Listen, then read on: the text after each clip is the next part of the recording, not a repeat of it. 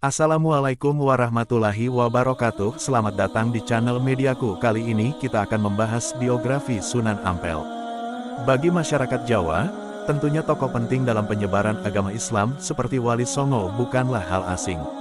Sama seperti namanya, Wali Songo terdiri dari 9 orang yang melakukan penyebaran agama Islam di tanah Jawa. Salah satu dari Wali Songo adalah Sunan Ampel.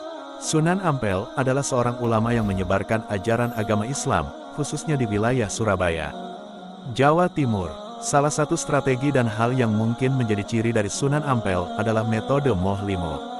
Sunan Ampel atau Raden Rahmat adalah seorang putra paling tua dari Maulana Malik Ibrahim.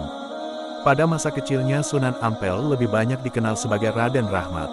Lalu Sunan Ampel lahir pada tahun 1401 Masehi di Campa serta diperkirakan tutup usia pada tahun 1841 di Demak. Sedangkan makam dari Sunan Ampel adalah di bagian barat Masjid Ampel yang terletak di kota Surabaya. Seperti yang dijelaskan sebelumnya, jika Sunan Ampel pada masa kecil lebih banyak dikenal sebagai Raden Rahmat. Lalu untuk penggunaan nama Ampel sendiri lebih banyak diidentikan dengan nama tempat di mana beliau tinggal, yaitu daerah Ampel atau Ampel Denta. Wilayah tersebut saat ini menjadi bagian dari kota Surabaya.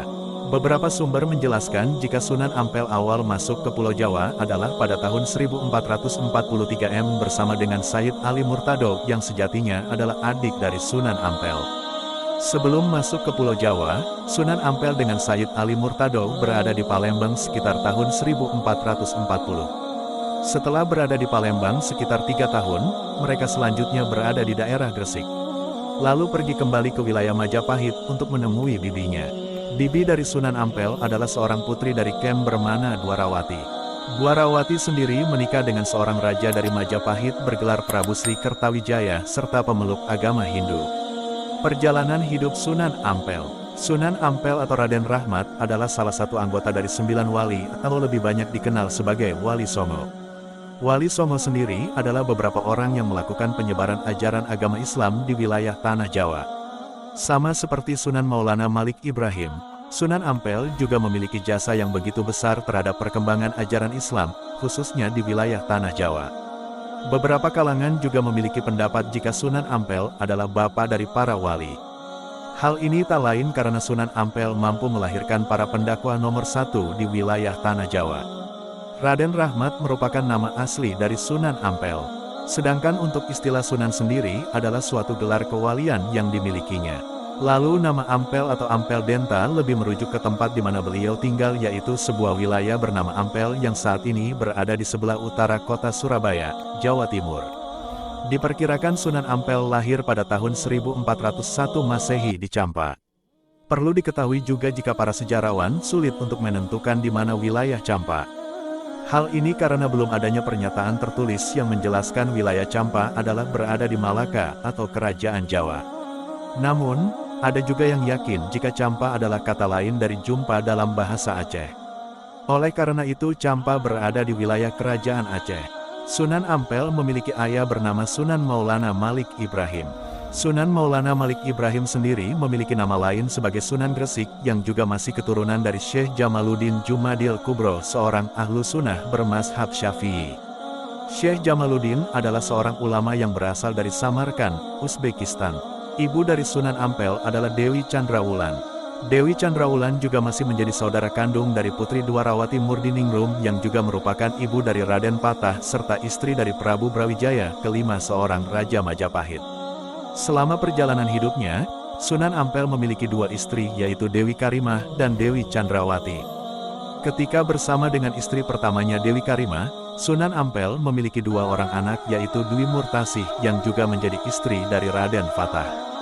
Raden Fatah adalah sultan pertama dari kerajaan Islam Demak Bintoro. Lalu anak keduanya adalah Dewi Murtasimah yang menjadi permaisuri dari Raden Paku atau Sunan Giri.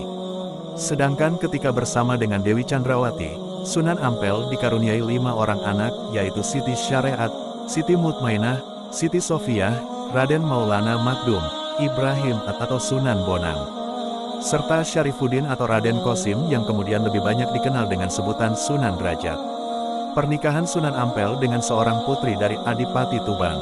Seperti yang dijelaskan sebelumnya, jika Sunan Ampel memiliki 2 orang istri, salah satunya adalah Dewi Chandrawati. Dilihat dari silsilahnya, Dewi Chandrawati sendiri merupakan seorang putri dari Adipati di wilayah Tuban saat itu. Ketika bersama dengan Dewi Chandrawati, Sunan Ampel memiliki beberapa putra dan putri. Salah satunya yang juga menjadi penerus dari Sunan Ampel adalah Sunan Bonang dan Sunan Derajat.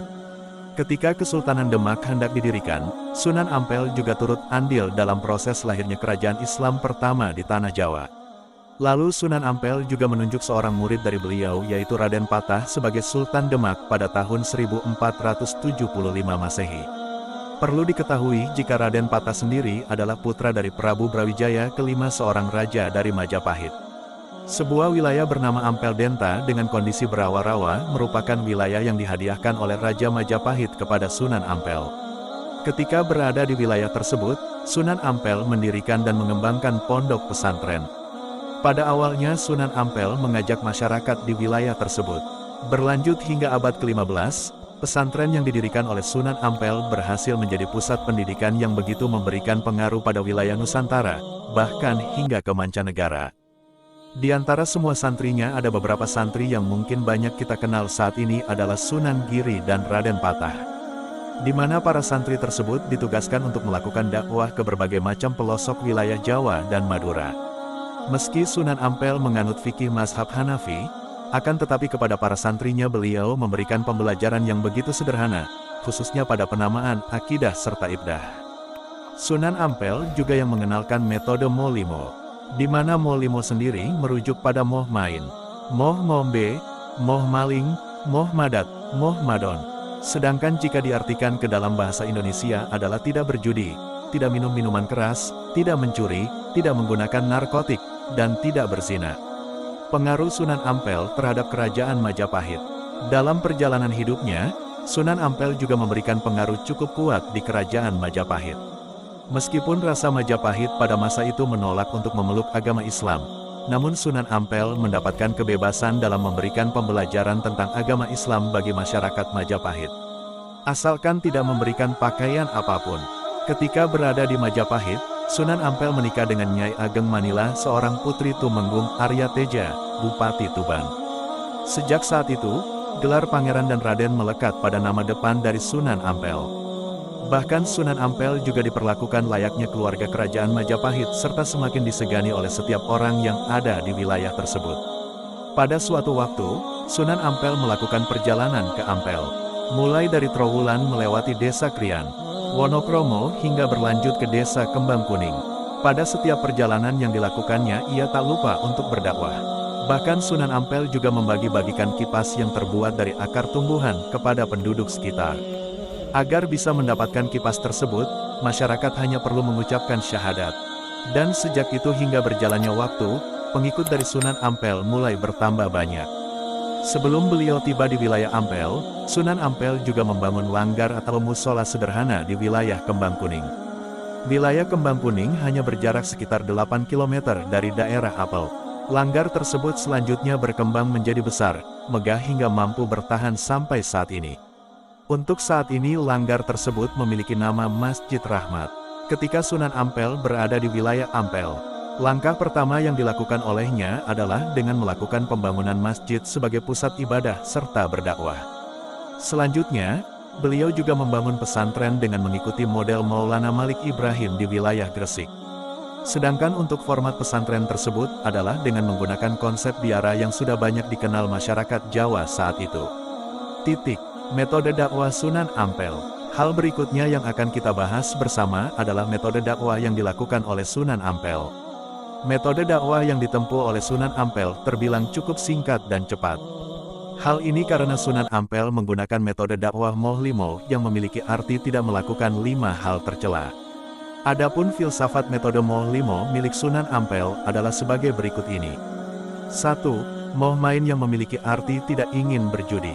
2. Moh ngombe yang memiliki arti tidak mau mabuk. 3. Moh maling yang memiliki arti tidak mau mencuri. 4. Moh madat yang memiliki arti tidak mau menghisap candu. 5. Moh madon yang memiliki arti tidak mau melakukan zina. Selama perjalanan hidup serta dalam proses penyebaran agama Islam, Sunan Ampel dikenal sebagai pribadi yang begitu peka terhadap adaptasi dengan lingkungan setempat. Cara yang ia terapkan adalah dengan menerima siapapun, baik itu dari kalangan bangsawan maupun rakyat biasa yang ingin melakukan pembelajaran kepada beliau pada sebuah pesantren. Dalam kehidupan pesantren, walaupun Sunan Ampel menganut mazhab Hanafiyah, akan tetapi Sunan Ampel juga begitu toleran terhadap mazhab lainnya. Dengan memiliki rasa toleransi yang begitu tinggi menjadikan para muridnya berhasil mendapatkan cara pandang serta banyak pengikut. Peninggalan Sunan Ampel. Dalam proses penyebaran agama Islam di Tanah Jawa, Sunan Ampel juga memberikan peninggalan bersejarah.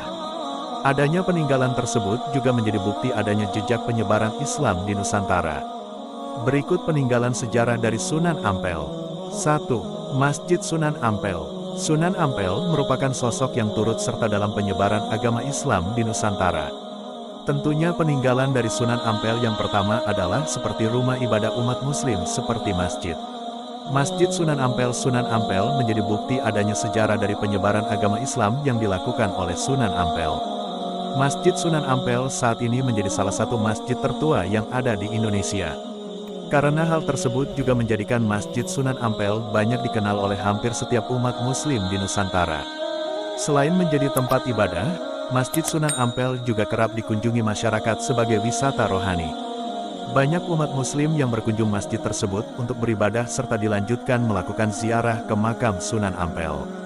Mereka mengirim doa untuk Sunan Ampel serta secara langsung melakukan pembelajaran akan sejarah keislaman yang disebabkan oleh Sunan Ampel melalui wisata rohani tersebut.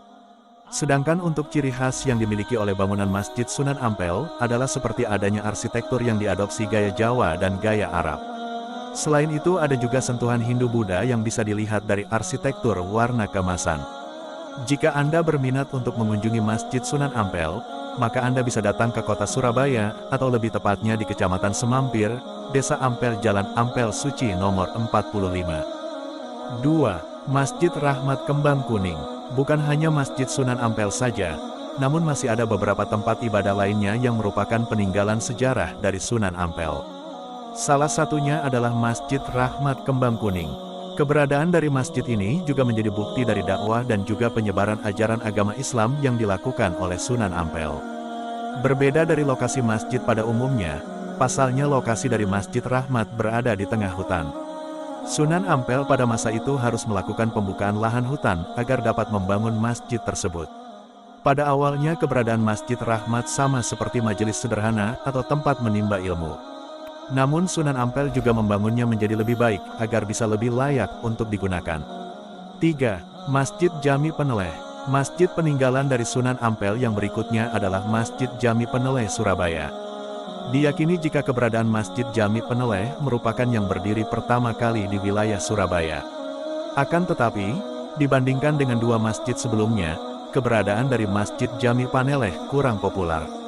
Diperkirakan keberadaan dari masjid ini awal dibangun adalah pada waktu sekitar abad ke-15. 4. Kampung Arab. Peninggalan Sunan Ampel yang selanjutnya adalah Kampung Arab. Keberadaan dari Kampung Arab adalah bukti akan adanya jejak dakwah agama Islam yang dilakukan oleh Sunan Ampel. Kampung Arab lahir karena pada wilayah tersebut banyak penduduk setempat yang merupakan keturunan Arab. Sama dengan namanya, suasana Timur Tengah sangat ditawarkan oleh Kampung Arab. Banyak sentuhan bahasa Arab yang mudah ditemukan pada sudut kampung maupun nama-nama tokoh setempat. Kampung Arab berada di sekitar Masjid Ampel. Jika Anda berkunjung ke Kampung Arab, selain bisa mempelajari sejarah, Anda juga masih bisa berbelanja oleh-oleh khas daerah tersebut. Pasalnya banyak barang yang bisa dibeli dan cocok banget dijadikan sebagai oleh-oleh. Tentunya barang-barang tersebut memiliki corak khas Arab. Tentunya untuk mendapatkan barang tersebut tidak perlu datang ke wilayah Arab langsung karena Kampung Arab Surabaya sudah menyediakan oleh-oleh dengan ciri khas negara tersebut. 5. Makam Sunan Ampel. Sunan Ampel dikenal sebagai sosok alim, pintar, bijaksana serta bersahaja dimakamkan di wilayah Ampel Denta. Anda bisa berkunjung ke makam tersebut untuk berziarah sekaligus mempelajari jejak sejarah. Sunan Ampel menghabiskan masa hidupnya untuk melakukan dakwah dan tinggal di tanah dengan ukuran luas 12 hektar milik Raja Majapahit hingga akhirnya beliau wafat pada tahun 1481. Ia kemudian dimakamkan di area Masjid Ampel.